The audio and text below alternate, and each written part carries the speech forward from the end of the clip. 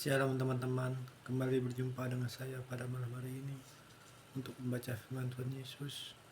Mari kita dengarkan. Pada malam hari ini saya akan membaca 1 Korintus 14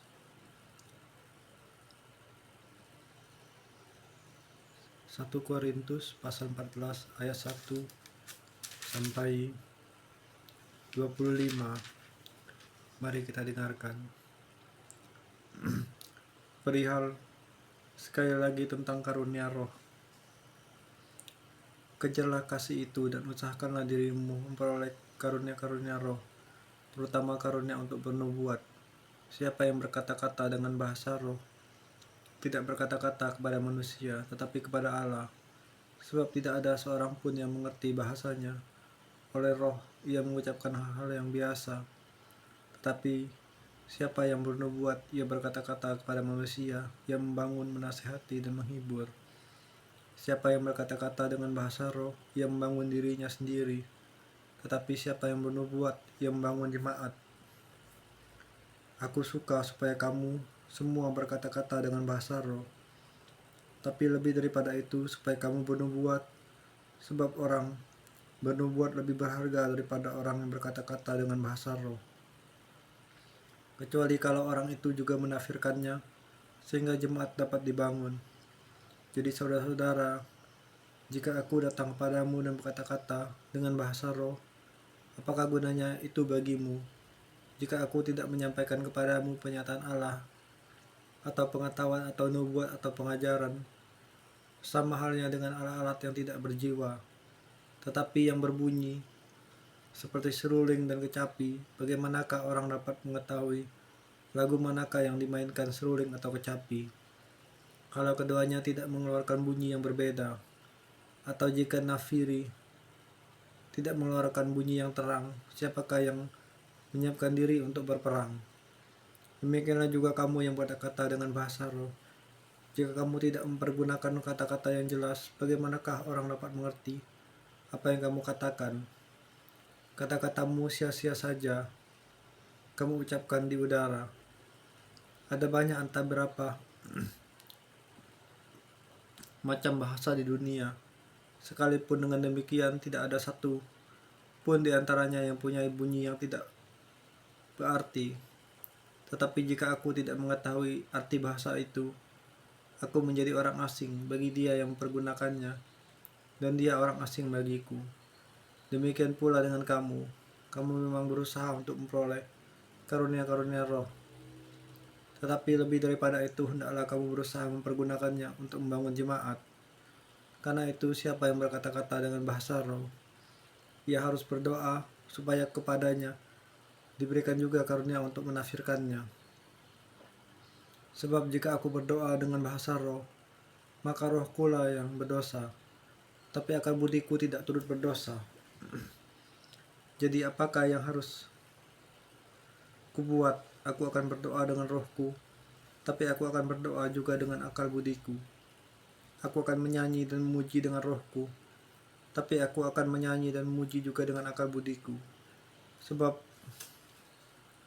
jika engkau mengucap syukur dengan rohmu saja, bagaimanakah orang biasa yang hadir sebagai pendengar dapat mengatakan amin dalam mengucapkan syukurmu? Bukankah ia tidak tahu apa yang engkau katakan? Sebab sekalipun pengucapan syukurmu itu sangat baik, tapi orang lain tidak dibangun olehnya.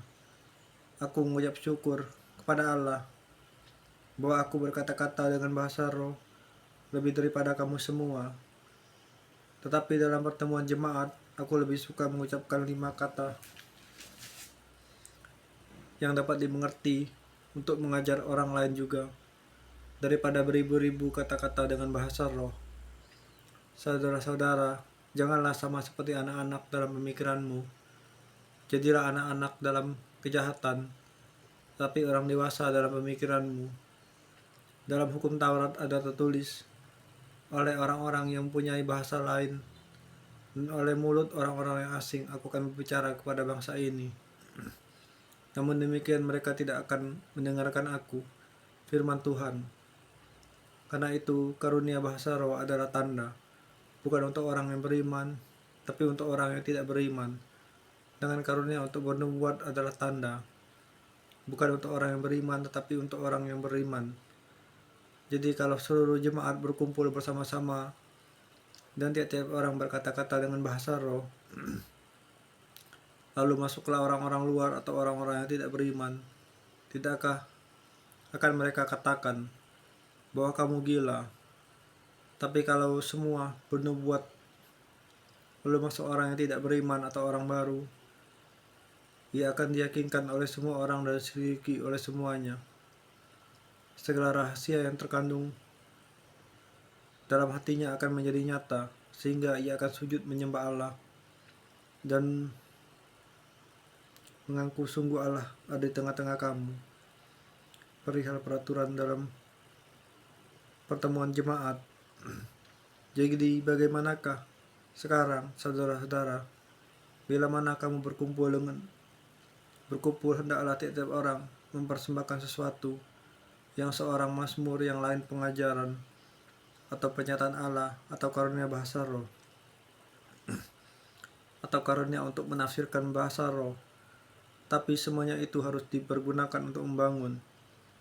Jika ada yang berkata-kata dengan bahasa roh, biarlah 2 atau sebanyak-banyaknya 3 orang, seorang demi seorang, dan harus ada seorang lain untuk menafsirkannya. Jika tidak ada orang yang dapat menafsirkannya, hendaklah mereka berdiam diri dalam pertemuan-pertemuan jemaat dan hanya boleh berkata-kata kepada dirinya sendiri dan kepada Allah. Tentang nabi-nabi, baiklah 2 atau 3 orang di antaranya berkata-kata dan yang lain menanggapi apa yang mereka katakan. Tapi jika seorang lain yang duduk di situ mendapat pernyataan, maka yang pertama ia harus berdiam diri, sebab kamu semua boleh bernubuat seorang demi seorang, sehingga kamu semua dapat belajar dan beroleh kekuatan. Karena nabi takluk kepada nabi-nabi, sebab Allah tidak menghendaki kekacauan tetapi damai sejahtera. Sama seperti dalam semua jemaat orang-orang kudus, perempuan-perempuan harus berdiam diri dalam pertemuan-pertemuan jemaat, sebab mereka tidak diperbolehkan untuk berbicara. Mereka harus menundukkan diri, seperti yang diajarkan juga oleh hukum Taurat. Jika mereka ingin mengetahui sesuatu, baiklah mereka menanyakannya kepada suaminya di rumah, sebab tidak sopan bagi perempuan untuk berbicara dalam pertemuan jemaat. Atau adakah firman Allah mulai dari kamu, atau hanya kepada kamu sajakah firman itu telah datang? Jika seorang menganggap dirinya nabi atau orang yang mendapat karunia rohani, ia harus sadar bahwa apa yang kukatakan kepadamu adalah perintah Tuhan.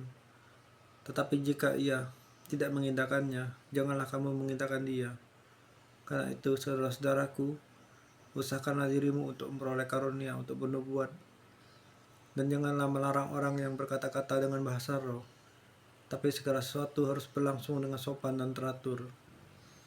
Ya Abah, ya Bapa Tuhan Yesus yang ada di surga, terima kasih kami janganku membaca firman-Mu pada malam hari ini. Dalam nama Bapa yang di surga, Tuhan Yesus, mengucap syukur dan berdoa. Terpuji nama Tuhan Yesus sampai selama-lamanya. Haleluya. Amin.